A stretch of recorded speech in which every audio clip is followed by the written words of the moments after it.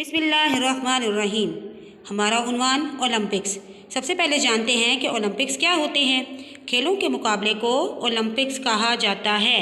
In Olympics यानी कि इन खेलों में मुख्तलिफ ममालिक हिस्सा लेते हैं। बाज़ारों और गलियों को खूबसूरती से सजा दिया जाता है। तमाम लोग स्टेडियम में जमा होते हैं और हर टीम अपने मुल्क की नुमाइंदगी करती नजर आती है। ओलंपिक का झंडा स्टेडियम में लहराया जाता है और इस पर 5 दायरे 5 बर्रे आज़मों की नुमाइंदगी करते नजर आते हैं।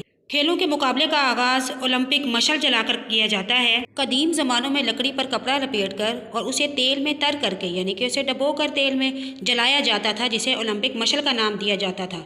लेकिन वक्त बदलने के साथ साथ नए डिज़ाइन की मशल तैयार होने लगी। मशल जलाने के बाद खेलों का बाकायदा आगाज़ होता है। सबसे पहले खिलाड़ियों से हल्फ लिया जाता है, यानी कि उनसे कहा जाता है कि वो अहद लें और इस बात का वादा करें कि वो खेल के दौरान किसी दूसरी खिलाड़ी को नुकसान नहीं पहुंचाएंगे। ओलंपिक्स में दुनिया भर के बहुत से खेल शामिल होते हैं, जिसमें तैराकी, बैडमिंटन, वॉलीबॉल, फुटबॉल वगैरह। जीतने वाले खिलाड़ियों को बहुत से इनामात से भी नवाजा जाता है।